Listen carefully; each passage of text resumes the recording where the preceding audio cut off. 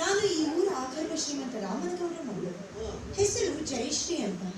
ಕೈಯಲ್ಲಿ ಕುಂಚೆ ಹಿಡಿದು ಕಲ್ಪನಾ ಲೋಕದಲ್ಲಿ ಸಂಚರಿಸುತ್ತಾ ನಾಟಕ ಬರಿತಾ ಇದ್ದ ನಿಮ್ಮನ್ನು ಮಾತನಾಡಿಸಿ ನಿಮಗೆ ತೊಂದರೆ ಕೊಟ್ಟಿದ್ದಕ್ಕಾಗಿ ಕ್ಷಮಿಸಿ. ನಾನು ಬರ್ತೀನಿ. ಸ್ವಲ್ಪ ಶ್ರೀಮಂತರ ಮಗಳಾದ ತಾವು ತಮ್ಮ ಬಾಯಿಂದ ಸೊಕ್ಕಿನ ಉತ್ತರಗಳು ಬಾರದೆ ಸಾಹಿತಿಗಳಿಗೆ ಉದ್ಧಾರ ಹೃದಯದಿಂದ ಮಾತನಾಡುವ ನಿಮ್ಮ ಗುಣ ಎಷ್ಟೊಂದು ವಿಶಾಲವಾಗಿದೆಯಲ್ಲ. ನನಗೂ ಸಂಗೀತ ಸಾಹಿತ್ಯದಲ್ಲಿ ತುಂಬಾ ಆಸಕ್ತಿ ಇದೆ. ತಕ್ಕ ಮಟ್ಟಿಗೆ ನಾನು ಸಂಗೀತ ಅಭ್ಯಾಸ ಮಾಡಿದ್ದೀನಿ. ನೋಡಿ, ಸಂಗೀತ ಸಾಹಿತ್ಯ ಹೇಗೆ ಹೆಚ್ಚಾಗುವುದು ಹಾಗೆಯೇ ಸಮಾಜಕ್ಕೆ ಒಂದು ರೀತಿ ಹೆಮ್ಮೆಯ ವಿಷಯ. ಕಾರಣ ನೀವಿನ್ನೂ ಹೆಚ್ಚಿನ ಮಟ್ಟದಲ್ಲಿ ಸಂಗೀತ ಅಭ್ಯಾಸ ಮಾಡಿದ್ರೆ ಇನ್ನೂ ಒಳ್ಳೆಯದು. ಅಂದಾಗೆ ತಮ್ಮ ಹೆಸರು? ಮಹಾದೇವ್ ಕವಿಗಳು ಅಂತ ನನ್ನ ಹೆಸರು. ಊರು? ಶಿವಪುರ. ಶಿವಪುರ? ಏಕೆ ಯಾರಾದ್ರಲ್ಲಿ ಪರಿಚಯದವರಿದ್ದಾರೇನು? ಹಾಗೇನಿಲ್ಲ, ಸುಮ್ಮನೆ ಕೇಳಿದೆ. ಅಂದಾಗೆ ಈಗ ನೀವು ಬರೀತಾರೆ ನಾಟಕ ಯಾವುದು? ಮಾನವನು ಕೊಟ್ಟಿದ್ದು ಮನೆ ತನಕ, ದೇವರು ಕೊಟ್ಟಿದ್ದು ಕೊನೆ ತನಕ ಎಂಬ ಸಾಮಾಜಿಕ ನಾಟಕವನ್ನು ಬರೆಯುತ್ತೇವೆ. ಕೈಲಾಗದ ಗಂಡ ಕೈಲಾಸ ಕಂಡ ನಾಟಕ ನಿಮ್ಮದೇ ಅಲ್ವೇ? ಅಲ್ಲ, ಅದು ಎಸ್ ಎಲ್ ಕಣ್ವಿ ಅವರು ಬರೆದಿರುವಂತಹ ನಾಟಕ. ಏಕೆ ನೀವು ಆ ನಾಟಕವನ್ನು ನೋಡಿರ್ತೀರೇನು? ಓ, ತುಂಬಾ ಸರಿ ನೋಡಿದ್ದೀನಿ. ಇದೇ ಊರಿನಲ್ಲಿ ಅಭಿನಯಿಸಿದ್ರು. ನಾಟಕ ತುಂಬಾ ಚೆನ್ನಾಗಿತ್ತು. ಈಗ ನೀವು ಬರೀತಾರೆ ನಾಟಕ ಕೂಡ ತುಂಬಾ ಮಾರ್ಮಿಕವಾಗಿರ್ಬೋದಲ್ವೇ? ಸಾಹಿತ್ಯ ರಂಗದಲ್ಲಿ ಒಳ್ಳೆಯದನ್ನೇ ಆರಿಸಿಕೊಂಡು ಕೈಯಲ್ಲಿ ಕುಂಚೆ ಹಿಡಿದು ಕೊಂಚವೂ ಕಾಲಹರಣ ಮಾಡದೆ ಕಲ್ಪನಾ ಲೋಕದಲ್ಲಿ ಸಂಚರಿಸುತ್ತಾ ಭಾವನಾ ಪರವಶನಾಗಿ ನಾನು ಬರೆಯುವಂತ ನಾಟಕ ಮಾರ್ಮಿಕವಾಗಿರುವುದರಲ್ಲಿ ಸಂದೇಹವೇ ಇಲ್ಲ. ಕವಿಗಳೇ, ಈ ರೀತಿ ನಾಟಕ ಬರೆಯುತ್ತಾ ಊರೂರು ಅಲಿಯುತ್ತ ಜೀವನ ನಡೆಸ್ತೀರಲ್ಲ, ಇದರಿಂದ ನಿಮಗಾಗುವ ಲಾಭವೇನು? ಲಾಭ ನನಗಿರದಿದ್ದರೂ ಸಮಾಜಕ್ಕೆ ಸಾಹಿತ್ಯವೇ ಒಂದು ಊರುಗೋಲಿದ್ದಂತೆ. ಅಂತೆಯೇ ಸರಕಾರ ಸಾಹಿತ್ಯ ರಂಗಕ್ಕೆ ಎಂಥ ಉನ್ನತ ಸ್ಥಾನ ಕೊಟ್ಟಿದೆ ನೋಡಿ. ಅಂತೂ ನಾಟಕ ಆಡುತ್ತಾ ನೋಡುತ್ತಾ ಹೋದ್ರೆ ಸಮಾಜ ಸುಧಾರಿಸುತ್ತೆ ಅಂದಂಗಾಯ್ತು. ಖಂಡಿತವಾಗಿಯೂ. ಉದಾಹರಣೆಗಾಗಿ ತಮ್ಮನಲ್ಲಿ ಮಾತು ಕೇಳಬಹುದು, ಅದಕ್ಕೇನಂತೆ? ಕವಿಗಳಾದ ತಾವು ತಮ್ಮ ಕೃತಿಗಳಲ್ಲಿ ಹೆಣ್ಣು ಧರ್ಮದೇವತೆ, ಹೆಣ್ಣು ಬಾಳಿಗೆ ಕಣ್ಣು, ಹೆಣ್ಣು ಗೃಹಲಕ್ಷ್ಮಿ ಎಂದೆಲ್ಲ ವರ್ಣನೆ ಮಾಡಿ ಕೊನೆಯಲ್ಲಿ ಹೆಣ್ಣು ಬಾಳಿಗೆ ಹುಣ್ಣು ಅಂತ ಬರೀತಿರಲ್ಲ, ಯಾಕೆ? ನೋಡಿ, ಹೆಣ್ಣು ಹೆಣ್ಣಾಗಿ ಬಾಳಿ ಕಷ್ಟ ಕಾರ್ಪಣ್ಯಗಳನ್ನು ಮೆಟ್ಟಿ ಅನ್ಯರ ಮಾತಿಗೆ ಮನ್ನಣೆ ಕೊಡದೆ ಪತಿಯಾಜ್ಞೆಗನುಸರಿಸಿ ಅತ್ತೆ ಮಾವಂದರನ್ನ ಪೂಜ್ಯ ಭಾವದಿಂದ ಕಾಣುವ ಹೆಣ್ಣು ಒಂದು ಸಮಾಜದ ಕಣ್ಣು. ಆದರೆ ಚಿತ್ತ ಚಾಂಚಲ್ಯದ ಹೆಣ್ಣು ಅನ್ಯರ ಮಾತಿಗೆ ಮನ್ನಣೆ ಕೊಟ್ಟು ಪತಿಯಾಜ್ಞೆಯನ್ನ ಧಿಕ್ಕರಿಸಿ ಅತ್ತೆ ಮಾವಂದರನ್ನ ಕಸದಂತೆ ಕಾಣುವ ಹೆಣ್ಣು ಒಂದು ಸಮಾಜದ ಹುಣ್ಣು. ಅಂಥವಳು ಹೆಣ್ಣಾಗಿ ಹುಟ್ಟುವುದು ಸಹ ತಪ್ಪು. ನಿಜ ನಿಮ್ಮ ಮಾತು. ಆದ್ರೆ ಹೆಣ್ಣು ಹೆತ್ತವರು ತಮ್ಮ ಅಳಿಯನ ಆಶ್ರಯದಲ್ಲಿ ಬದುಕಬೇಕೆಂಬ ದುರಾಸೆಯಿಂದ ತಮ್ಮ ಮಗಳನ್ನ ಮುದುಕನಿಗೋ ಕುರುಡನಿಗೋ ಕುಂಟನಿಗೋ ಕೊಟ್ಟು ಮದುವೆ ಮಾಡ್ತಾರೆ. ಆಗ ಮನಸ್ಸಿನಲ್ಲಿ ಮದುವೆಯಾದ ಹೆಣ್ಣು ಮೊದಲ ಗೀತಿಯಾಗಿ ಪತಿಯ ಮನೆಗೆ ಕಾಲಿರಿಸಿದಾಗ ಪತಿಯಿಂದ ಅವಳ ಆಸೆ ಈಡೇರದೇ ಇದ್ದಾಗ ಅವಳು ಬೇರೊಂದು ಮಾರ್ಗ ತುಳಿಯುವುದು ಸಹಜ. ಆಗ ತಮ್ಮಂತ ಕವಿಗಳ ಆ ಹೆಣ್ಣಿಗೆ ಕುಟಿಲಿ, ಜಾರಿಣಿ, ವೇಶ್ಯೆ ಅಂತೆಲ್ಲ ಕರೀತೀರಲ್ಲ, ಹೇಳಿ, ಇದು ಹೆಣ್ಣು ಹಡೆದವರ ತಪ್ಪು ಅಥವಾ ಮೊದಲ ಗೀತಿಯಾಗಿ ನಡೆಯಲು ಹೋದ ಹೆಣ್ಣಿನ ತಪ್ಪು ಅಂತ? ಸ್ವಲ್ಪ ಸಮಾಧಾನವಿರಲಿ. ಇದರಲ್ಲಿ ಯಾರ್ದು ತಪ್ಪಿಲ್ಲ ಅಂತ ಕಾಣಿಸುತ್ತೆ. ಏಕೆಂದ್ರೆ ತಂದೆ ತಾಯಿಗಳು ತಮ್ಮ ಮಗಳಿಗೆ ವರನನ್ನು ಹುಡುಕಲು ಸಮಾಜದಲ್ಲಿ ಸಂಚರಿಸುತ್ತಿರುವಾಗ ಅಬ್ಬರದಿ ಬೀಸುವ ವರದಕ್ಷಿಣೆಯ ಬಿರುಗಾಳಿಗೆ ಅನಿರೀಕ್ಷಿತವಾಗಿ ಸಿಲುಕಿ ತಮ್ಮ ಮಗಳನ್ನ ಮುದುಕನಿಗೆ ಕೊಟ್ಟು ಮದುವೆ ಮಾಡಿಬಿಡ್ತಾರೆ.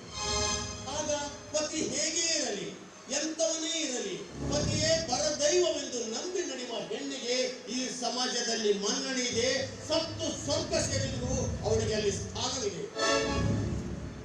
ಒಂದು ವೇಳೆ ಗಂಡನಾದವನು ಹೆಂಡತಿಯಾದವಳಿಗೆ ಮೋಸ ಮಾಡಿ ಅಡ್ಡದಾರಿ ಹಿಡಿದ್ರೆ ಆಗ ಸತಿಯಾದವಳು ಏನ್ ಮಾಡ್ಬೇಕು? ಗಂಡ ಅಡ್ಡ ಹಾದಿ ಹಿಡಿದದ್ದನ್ನ ತಿಳಿದ ಹೆಂಡತಿ ತನ್ನ ಗಂಡನಿಗೆ, ಇಬ್ಬರ ಹೆಂಡಿರ ಗಂಡ ನೀನಾದರೆ ನಮ್ಮ ಬಾಳು ಇಜ್ಜೋಡೆತ್ತಿನ ಬಂಡಿ ಅಂತಾಗುತ್ತದೆ ಅಂತ ತಿಳಿ ಹೇಳಿ ತನ್ನ ಸತಿ ಧರ್ಮದಿಂದ ಅವನನ್ನ ಸನ್ಮಾರ್ಗಕ್ಕೆ ಹಚ್ಚುತ್ತಾಳೆ. ನಿಜವಾದ ಗೃಹಿಣಿಯಾದವಳು. Very nice. ಅಂದ್ರೆ ನಿಮ್ಮ ಮಾತಿನ ಅರ್ಥ ಗಂಡನಾದವನು ಹೆಂಡತಿಯನ್ನು ತೊರೆದು ಮನ ಬಂಧುಗಳ ಜೊತೆ ಸ್ವೇಚ್ಛೆಯಾಗಿ ಕಾಲ ಕಳೆದ್ರೂ ಅದು ತಪ್ಪಲ್ಲ. ಈ ಸಮಾಜ ಅವನನ್ನ ಪ್ರಶ್ನಿಸುವುದಿಲ್ಲ. ಹಾಗಾದ್ರೆ ಗಂಡಸಿನ ನಡತೆಯನ್ನ ಹೆಣ್ಣೇಕೆ ಅನುಸರಿಸಬಾರದು? ಶ್ರೀಕೃಷ್ಣನಿಗೆ 16,000 ಹೆಂಡಂದಿರಿದ್ದ ಬಗ್ಗೆ ಉದಾಹರಣೆಗಳಿವೆ.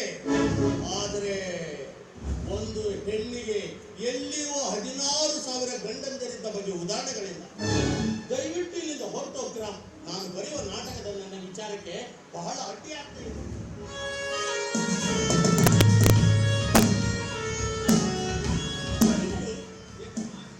ದೇವಸ್ಥಾನಕ್ಕೆ ಬಂದು ಹೋಗುವ ಜನರ ಕರ್ತನ ಬಹಳ ಕಾರಣ ನಿಮಗೆ ನಾಟಕ ಬರೆಯೋದಕ್ಕೆ ತುಂಬಾ ತೊಂದರೆ ಆಗ್ಬಹುದು. ತಾವು ನಮ್ಮ ಮನೆಗೆ ಬಂದ್ರೆ ನಿಮಗೆ ಬೇಕಾದ ಸಹಾಯ ಸೌಕರ್ಯ ಎಲ್ಲವನ್ನ ಒದಗಿಸ್ಕೊಳ್ತೀನಿ. ಬರ್ತೀರಾ ನಮ್ಮ ಮನೆಗೆ?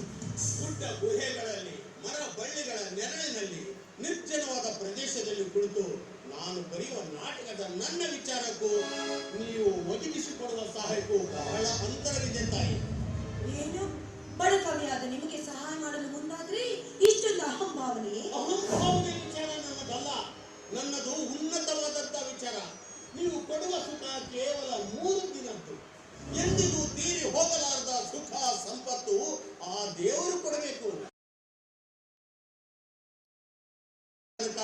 ದೇವರು ಕೊಟ್ಟಿದ್ದು ಕೊನೆ ತನಕ ಎಂಬ ಸಾಮಾಜಿಕ ನಾಟಕವಲ್ಲ. ಹೀಗಾಗಿ ನಿಮ್ಮ ಹಾಯಾಗಿ ಕುಳಿತುಕೊಳ್ಳಲು ಮನೆಯಲ್ಲಿ ನಾನೊಬ್ಬನೇ ಇಲ್ಲ. ಮನೆಯಲ್ಲಿ ಮುದ್ದಾದ ಹೆಂಡತಿ ಇದ್ದಾಳೆ, ಪುಟ್ಟ ಮಗು ಬೇರೆ ಇದೆ. ಇದ್ರೇನಾಯ್ತು? ಕವಿಗಾರದ ತಮಗೆ ಅಮೆರಿಕದ ಇತಿಹಾಸ ಗೊತ್ತಿರ್ಬೇಕಲ್ಲ. ಅಲ್ಲಿ ಒಂದು ಹೆಣ್ಣಿಗೆ ಗಂಡನಿದ್ದು ತನ್ನ ಮನೆ ಬಂದವರ ಜೊತೆ ಸ್ವೇಚ್ಛೆಯಾಗಿ ಕಾಲ ಕಳೆದು ಮನೆಗೆ ಬರಬಹುದು. ಕವಿಗಳಾದ ತಮಗೆ ಅಮೆರಿಕದ ಚರಿತ್ರೆಯನ್ನು ಹೊಸದಲ್ಲ. ನೀನಾದರೂ ಭಾರತವನ್ನ ಬಿಟ್ಟು ಅಮೆರಿಕವನ್ನ ಸೇರಬಹುದಾಗಿತ್ತು. ಪರರಾಷ್ಟ್ರದ ಉದಾಹರಣೆ ಕೊಟ್ಟು ಮಾತನಾಡುವ ಹುಚ್ಚು ಹೆಣ್ಣೆ ಸ್ವಲ್ಪ ತಿಳಿದುಕೋ. ಹೊರಗೇನೆ ನಮ್ಮ ದೇಶದಲ್ಲಿ ಸಂಚರಿಸಿ ನಮ್ಮ ವೇಷಭೂಷಣಗಳಿಗೆ ಮಾರು ಹೋಗಿ ನಮ್ಮ ಸಂಸ್ಕೃತಿಗೆ ತಲೆಬಾಗಿದ್ದಾರೆ.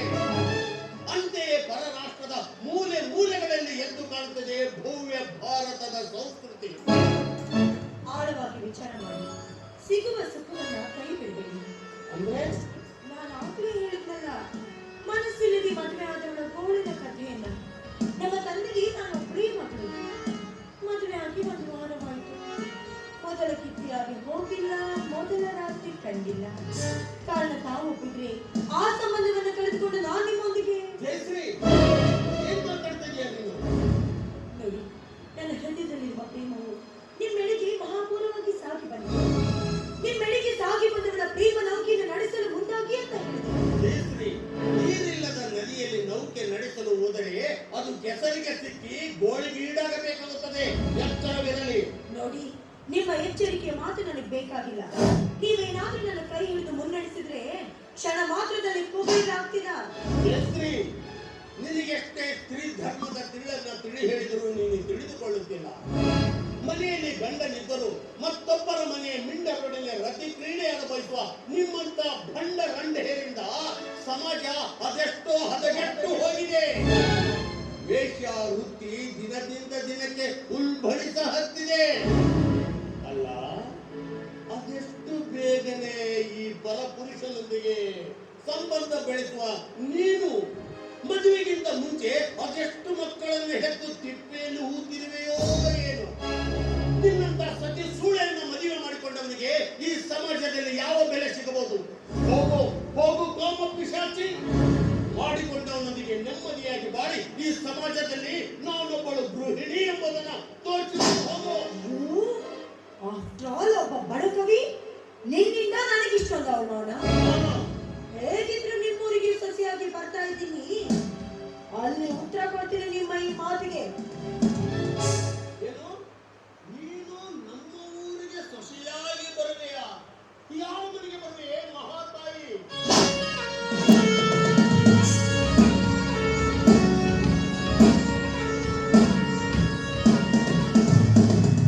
ಈಗ್ಯಾಕ ವಿಚಾರ? ಹೇಗಿದ್ರು ಅಲ್ಲಿಗೆ ಬರ್ತಾ ಇದ್ದೀನಲ್ಲ, ಅಲ್ಲಿ ತೀರಿಸ್ಕೊಳ್ತೀನಿ ನನಗಿಲ್ಲಿ ಆದ ಅವಮಾನದ ಸೇಡನ್ನ. ಲೆಕ್ಕ ಎಲ್ಲ ಬಡ್ಡಿ ಸಮೇತ ಚಿತ್ರ ಮಾಡ್ತೀನಿ.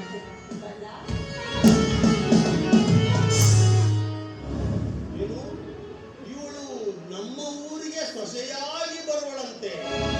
ಬರಲಿ ಬರಲಿ, ಅದಕ್ಕೇಕೆ ಭಯ? ಕಾಮದ ಪಿತ್ತ ನೆತ್ತಿಗೇರಿದ ಹೆಣ್ಣಿಗೆ ಬುದ್ಧಿ ಹೇಳುವುದೆಂದರೆ ಕಾಯ್ದ ಕಬ್ಬಿಣಕ್ಕೆ ನೀರುಣಿಸಿದಂತೆ. ಅಲ್ಲ, ನಮ್ಮ ಧನ ಸರಕಾರ ವ್ಯಭಿಚಾರ ವೇಶ್ಯೆಯರನ್ನ ಹಿಡಿಯುವುದಕ್ಕಾಗಿ ಅದೆಷ್ಟೋ ಕಾನೂನುಗಳನ್ನ ರೂಪಿಸಿ ಪೊಲೀಸರ ಮುಖಾಂತರ ಹಿಡಿದು ದಂಡ ಕಟ್ಟಿಸಿ ಶಿಕ್ಷೆಗೆ ಗುರಿಪಡಿಸುತ್ತದೆ. ಆದರೆ ತಮ್ಮ ಕಾಮದಾಹವನ್ನು ತೀರಿಸಿಕೊಳ್ಳಲು ಪರಪುರುಷನೊಂದಿಗೆ ಅನೈತಿಕ ಸಂಬಂಧವನ್ನ ಬೆಳೆಸಿಯೂ ಕೂಡ ನಾನು ಸತಿ ಸಾವಿತ್ರಿಯಂತೆ ಮೆರೆಯುವ ಇಂಥ ಭಂಡ ರಂಡೆಯರನ್ನ ಹಿಡಿಯುವುದಕ್ಕಾಗಿ ನಮ್ಮ ಘನ ಸರ್ಕಾರ ಯಾವ ಕಾನೂನನ್ನು ರೂಪಿಸಬೇಕಾಗಿದೆ? ನಿತ್ಯ ಇಂತಹ ಸತಿ ಸೂಳೆಯರ ಸಂಖ್ಯೆ ಊರಿಂದ ಊರಿಗೆ ಹೆಚ್ಚಾಗಿದ್ದರಿಂದಲೇ ನಿಜವಾದ ಸೂಳೆಯರು ತಮ್ಮ ವೃತ್ತಿಯನ್ನು ಕೈಬಿಟ್ಟು ಕೃಷಿ ರಂಗದಲ್ಲಿ ಕೈ ತೊಳೆಯ ಹತ್ತಿದ್ದಾರೆ. ನಮ್ಮ 21ನೇ ಶತಮಾನದ ಭಾರತ ಯಾವ ದಿಕ್ಕಿನತ್ತ ಹೊರಟಿದೆಯಲ್ಲ, ಸರಿಯಾದ ದಿಕ್ಕಿನತ್ತ ಕೊಂಡೊಯ್ಯುವಂತ ಶಕ್ತಿ ನಮ್ಮ ಯುವ ಜನಾಂಗಕ್ಕಿಲ್ಲವೇ? ಸಮಾಜ ಚಿಂತಕರಿಗಿಲ್ಲವೇ? ಓ ನನ್ನ ಯುವ ಜನಾಂಗವೇ, ಸಮಾಜ ಚಿಂತಕರೇ, ದಯವಿಟ್ಟು ಕಿವಿಗೊಟ್ಟು ಮನಸ್ಸಿಟ್ಟು ಕೇಳಿ. ಕಿವುಡರಿಗೂ ಕೇಳಿಸುವಂತೆ ಚಿಕ್ಕರಿಸುತ್ತಿರುವ ಈ ಕವಿಯ ವಾಣಿಯನ್ನ. ಇದು ನಮ್ಮ ಹೆಮ್ಮೆಯ ಮಾತೃಭೂಮಿ. ಈ ಭೂಮಿಯಲ್ಲಿ ಹುಟ್ಟಿ ಬೆಳೆದವರಷ್ಟೇ ಅಲ್ಲ, ಇಡೀ ಜಗತ್ತೇ ನೆನೆದು ಅಭಿಮಾನ ಪಡಬೇಕಾದಂತ ಪುಣ್ಯ ಭೂಮಿ ಭಾರತ. ಅನೇಕ ಪ್ರಾಚೀನ ಸಂಸ್ಕೃತಿಯನ್ನ ಕಾಣಿಕೆಯಾಗಿ ನೀಡಿದ ಈ ನೆಲ ಮನುಷ್ಯನಿಗೆ ಅನೇಕ ಮೊದಲ ಪಾಠಗಳನ್ನ ಕಲಿಸಿದೆ. ಯೇಸು ಕ್ರಿಸ್ತ ಹುಟ್ಟುವುದಕ್ಕಿಂತ 600 ವರ್ಷಗಳ ಮೊದಲೇ ಇಲ್ಲಿ ಬುದ್ಧ ಹುಟ್ಟಿದ್ದ. ಅಮೆರಿಕ ಹುಟ್ಟಿದ್ದು 300 ವರ್ಷಗಳ ಮೊದಲು, ರಷ್ಯಾ 400 ವರ್ಷಗಳ ನಂತರ, ಜರ್ಮನಿ 500 ವರ್ಷಗಳ ನಂತರ. ಆದರೆ ನಮ್ಮ ಭಾರತ ದೇಶದ ಹುಟ್ಟಿನ ಬಗ್ಗೆ ಇದುವರೆಗೂ ಯಾರಿಗೂ ಸಿಲುಕಿಲ್ಲ. ಆದ್ದರಿಂದಲೇ ಭಾರತದ ಸಂಸ್ಕೃತಿಯನ್ನ ಅನಾದಿ ಅಂತ ಹೇಳ್ತಾರೆ. ಅನಾದಿ ಅಂದರೆ ಹುಟ್ಟು ತಿಳಿಯದ್ದು ಎಂದು ಅರ್ಥ. ಯಾವುದಕ್ಕೆ ಹುಟ್ಟು ಎಂಬುವುದಿಲ್ಲವೋ ಅದಕ್ಕೆ ಸಾವು ಎಂಬುವುದೂ ಇಲ್ಲ. ಮಾನವನ ಹುಟ್ಟಿನೊಂದಿಗೆ, ಪ್ರಕೃತಿಯ ಪ್ರಾರಂಭದೊಂದಿಗೆ ಬೆಳೆದು ಬಂದಿರುವ ಜೀವನದ ಪದ್ಧತಿ ನಮ್ಮದು. ಆದರೆ ಇಂದೇನಾಗಿದೆ? ನಾಗರಿಕತೆಯ ಸೋಗಿನಲ್ಲಿ ಮಾನವೀಯ ಮೌಲ್ಯ ದಿನಂಪ್ರತಿ ಕೊಲೆಯಾಗುತ್ತಲಿದೆ. ಒಂದು ವಸ್ತುವಿನ ಬೆಲೆ ದಿನದಿಂದ ದಿನಕ್ಕೆ ಏರುತ್ತಲಿದ್ದರೆ ಮನುಷ್ಯನ ಜೀವನದ ಬೆಲೆ ದಿನದಿಂದ ದಿನಕ್ಕೆ ಇಳಿಯುತ್ತಲಿದೆ ಎಂದು ನಮ್ಮ ಭಾರತ ದೇಶದಲ್ಲಿ ವೃದ್ಧಾಶ್ರಮಗಳು ಹುಟ್ಟಿಕೊಂಡು ಅವತ್ತೇ ನಮ್ಮ ಭಾರತ ದೇಶದ ಸಂಸ್ಕೃತಿ ಹಾಳಾಗಿ ಹೋಯಿತು. ಆದ್ದರಿಂದಲೇ ಸಹೋದರಿ ದಾನೇಶ್ವರಿ ಸಾರಂಗಮಠ ಅನ್ನುವಂಥವರು ಒಂದು ಕವನದ ಲೇಖನದಲ್ಲಿ ಹೇಳ್ತಿದ್ದಾರೆ, ರಸ್ತೆಗಳು ಅಗಲವಾಗುತ್ತಲಿವೆ, ರಸ್ತೆಗಳು ಅಗಲವಾಗುತ್ತಲಿವೆ, ಮನುಷ್ಯನ ಮನಸ್ಸು ಚಿಕ್ಕದಾಗುತ್ತಿದೆ, ದೂರ ಕಡಿಮೆಯಾಗುತ್ತಿದೆ, ವ್ಯಕ್ತಿಗಳ ನಡುವಿನ ಅಂತರ ಹೆಚ್ಚುತ್ತಿದೆ, ಕಟ್ಟಡಗಳು ಮೇಲೇಳುತ್ತಲಿವೆ, ಮೌಲ್ಯಗಳು ಕುಸಿಯುತ್ತಲಿವೆ, ದೀಪಗಳು ಝಗಮಗಿಸುತ್ತಲಿವೆ, ಅಂತರಂಗದಲ್ಲಿ ಕತ್ತಲಾವರಿಸಿದೆ. ಹಡವನ್ನ ಮೀರಿ ಜಗತ್ತು ಅಂಗೈಯಲ್ಲಿದೆ, ಆದರೆ ಯಾರ ಮನಸ್ಸು ಯಾರ ಹಿಡಿತದಲ್ಲಿಯೂ ಇಲ್ಲ. ನಮ್ಮ 21ನೇ ಶತಮಾನದ ಭಾರತವನ್ನು ಸರಿಯಾದ ದಿಕ್ಕಿನತ್ತ ಕೊಂಡೊಯ್ಯುವಲ್ಲಿ ದಯವಿಟ್ಟು ತಾವು ಕೈ ಜೋಡಿಸಿ.